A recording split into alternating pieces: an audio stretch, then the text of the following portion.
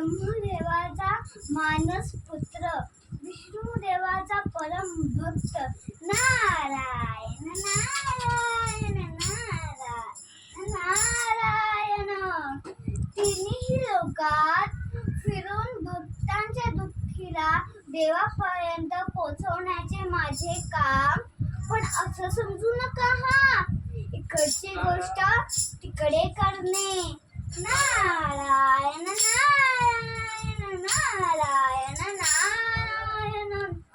प्रभू, धरतीवर काय चाललंय तुम्हाला माहिती आहे का?